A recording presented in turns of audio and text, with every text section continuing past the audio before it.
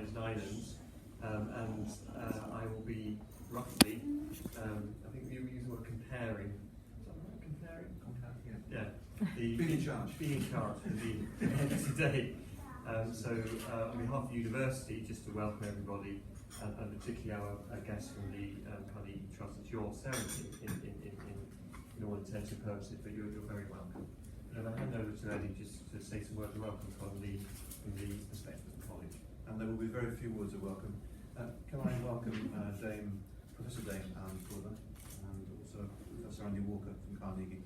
It's a pleasure to have you here. And I especially welcome Neil to us today, who's the award winner. Congratulations. You'll get lots of congratulations to you. So my welcome is on behalf of the college, which is part of the University of Highlands and Islands, and is also governed by the council. So we are in a very interesting situation, and some of the far so we're very fortunate. Welcome to you both, and welcome to everybody else in the room. I hope you have a very enjoyable celebration today. Thank you very much indeed. Okay, it's my turn now. So I've got, I think, the best possible role today. This is a real celebration. But let me tell you, both Andy and I were from the Carnegie Trust for the Universities of Scotland. And just for those of you who don't know about the Carnegie Trust, you probably all have heard about Andrew Carnegie. He had a passion for learning and libraries. So all the way across Scotland, we often see his name commemorated in a library or something like that. But he was an interesting man. He came from a terribly poor family in Dunfermline, and his parents had to work very, very hard in a very precarious situation, always with the threat of being laid off work, depending on the whims of the employer. And his parents were very interesting because they were activists. And so they were trying all the time to look and improve the quality conditions for the working person being able to do their job. But they were very poor, and it meant that Andrew Carnegie didn't really have an education. And things got worse and worse for the family, and it resulted in Andrew Carnegie, at the age of 14, deciding to take the biggest gamble of his life. And he got on a ship, which for him was to the New World, and ended up in North America. And he presented himself and worked in a very lowly job and kind of built up and up and up until he became, and whilst he was doing this, my point is that he thought, I need to know more about the world that I'm living in. And so he went and borrowed books from libraries, he read, he was self-educated. And he ended up Andrew Carnegie Steel Corporation, and when at the time of his death, I think it's fair to say Andrew Carnegie, even now, would have been judged the richest man in the world. If you were to do, I don't know how economists do it these days, but it's like the Mars bar equivalent. If you looked at the cost of a Mars bar then, a Mars bar now, how many Mars bars could he have got then? How many could he buy now compared to all the others? Definitely more. So he still would have been the richest man in the world. But here's what he did. He was no angel, I have to say. So despite the fact that he fought for workers' rights, he wasn't always the best to his own workers. But nevertheless, he decided that he would sell his steelworks. That steelworks, of course, fabulously valuable because of the introduction of railways across America and the need for steel rail. And when he had all this money, he thought, well, what do you do with money? Because as all of us know, really, money is of no value.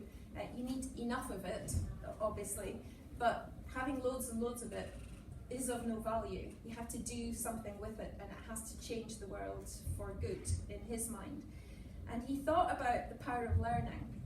And so what he decided to do, and I'm paraphrasing this, but he said, if a man dies wealthy, he is a disgrace.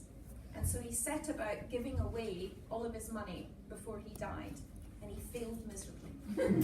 But at least on the way, some of us benefited, and he set up, by means of endowment, a number of trusts and organisations, Carnegie Mellon University in the US, for example. But that's how we are where we are, the Carnegie Trust for the Universities of Scotland, because he remembered he'd come from Scotland, And what he wanted was that the universities in Scotland at that time, so the early 1900s, he wanted the universities to thrive and to be able to offer an education to people who were not rich, who were not privileged, who were just able and could do a lot with a good education. So that was his thinking.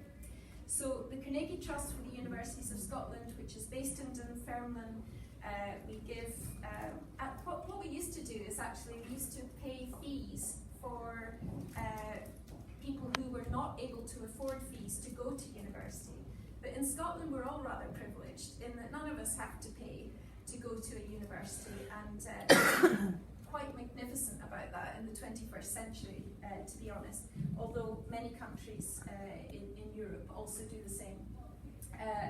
But now we have things such as undergraduate hardship grants, so people who are finding it difficult to make ends meet for whatever reason, and sometimes, although we might have 4 years of fee funding available for an undergraduate, circumstances are not always straightforward in most people's lives. They might have to take a year out or give up for a year or two, and then they can't come back and complete their course. They make, you get a PhD, Carnegie PhD grant allocation to UHI, and that's always taken up. We have research incentive grants, and again, you've got about a 50% record of getting those, which is an awful lot better than most granting authorities, I'd have to say. Although you don't make that many applications, we only get about 5 or 6 a year, and so we would welcome more applications from colleagues doing research at UHI. Of course, we also have vacation grants, and again, for people wanting to study during their vacation time, perhaps to prepare themselves for their final undergraduate year or whatever. You are successful in getting those, again about a 50% success rate, but we'd like to see more applications. Okay, so we do offer PhD studentships, but in judge this how you may, we are rather elitist. So these studentships only go to the very best students. So as a precursor, or what you have to have is a first-class honours degree. And of course, most people don't have a first-class honours degree, and they still go on and do fabulous PhDs. But we have to have some criteria for choosing. So that's our first criterion. So it's a very, very tightly fought studentship stipend that we provide for a PhD. And what we do every year is we take all our successful applicants and then we say who's the best of the best. So, you know, if you think, so we're not just elitists, we're like the top of the pile. That's not a very good way to put it. And what we do there is we commemorate someone else who served the Carnegie Trust for the Universities of Scotland for over 40 years, a guy called Sir Lewis Robertson. And most of you won't have heard of Sir Lewis Robertson, but he was, I don't know how to describe it really, he was a kind of Mr. Fix-It, but for businesses. So if you had a business that was going downhill, some of you might remember like the Rio Stacus hotel chain was doing very well, and then it started, you know, plug nosediving. Well, Lewis turned up, took over, well, he fired all the management and took over the running of the company. And within about a year or two, it became hugely valuable, and then it was sold for something like a billion or whatever, not very long after. So he was an amazing man. He also ran the Scottish Development Agency. So this is like what we would see as Highlands and Islands Enterprise or Scottish Enterprise now. And he ran that very successfully to try and get, you know, Scotland's economy really developing. And he chaired the Carnegie Trust for the Universities of Scotland for about 13 years. And he retired in, I think, 2003. I'm looking at Andy to see if he's nodding. That's a nod. So he retired in 2003 after having served the trust for 40 years. Okay, our governance is slightly different now, so you can't serve the trust for 40 years, but that's quite some time to have devoted to the Carnegie Trust for the Universities of Scotland.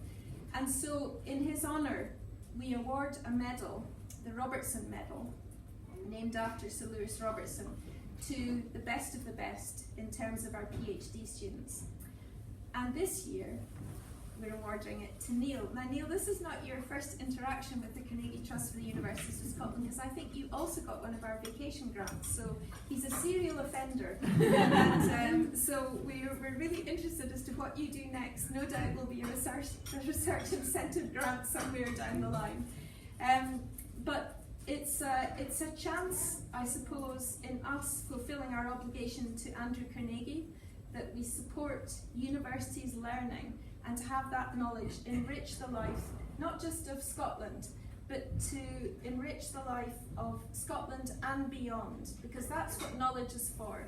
Knowledge is no good whatsoever if you keep it to yourself. If you share it, everybody gets benefit from it, and that's what we're about here, and that's what certainly in your vacation studentship, but also in, and I think that was in the Ring of Brodgar that you, Nessa Brodgar, sorry, that you worked on then. But think how many people visit there and learn and wonder really at what you and many others have uncovered over the years. It's a fantastic thing being able to learn from the past and to look ahead to the future with a much richer appreciation of where we live and what we do. So, with that rather long preamble, what I want to do, and it's so nice to see you here, Neil, with your wife Amy, who's in the back, and your two young kids here, which is great to know that their father is a real star. Maybe nice for your wife to know that as well. And so, Neil, would you like to come up here and allow me to present to you the Lewis Robertson Medal for Outstanding PhD Studentship?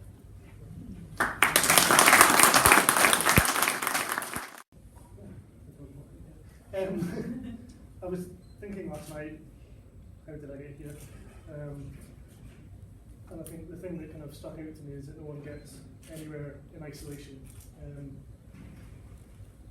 When I applied to UHI, I didn't have particularly good grades. I didn't come really from a kind of strong academic start.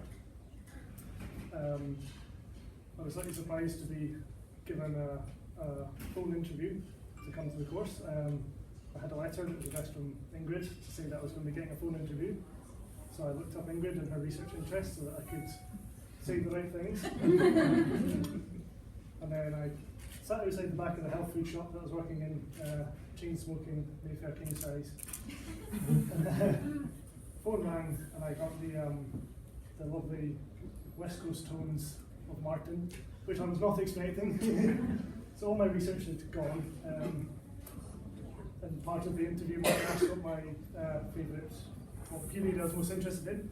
And I said the Neolithic, because by the time you get to the Iron Age, you can just make a mould, pour some metal in, it's easy, it's just cheap. So despite that, despite the fact that he also found out I originally came from Edinburgh, so it was on the wrong coast, he's let me in. And that 4 years was incredibly supportive. You were all very accommodating. The department, it was kind of overwhelmingly positive experience for me. Went on and got a job and then came back. And then I think in writing this proposal with Colin and Jane, we all put quite a lot of work into it. And I think at the end stage, there's always things that you think that should be better, but you send it off. You think it looks good, but when you're going off to ask for money, you never know what funders are going to think. So I was blown away to have got the scholarship in the first place. I never really expected in my life to go to university for that to do a PhD. And then to get an email saying that I'd won this was just mind-blowing, really. So I think, thank you to Carnegie for recognising what we thought was going to be an exciting project. Hopefully it will be an exciting project, the pressure's on now. So. And yeah, the recognition, a bit more on the right track, means a huge amount. And obviously as well as academic community, there's the community of my family, which means a lot with a team. And we share our successes because we work together and everything, so I think this medal is as much in families as it is mine. Yeah, so thank you to everybody for the support and recognition, and think for today only I'll be a proud elitist. And I'll take it for today. Yeah, thank you very much, everybody.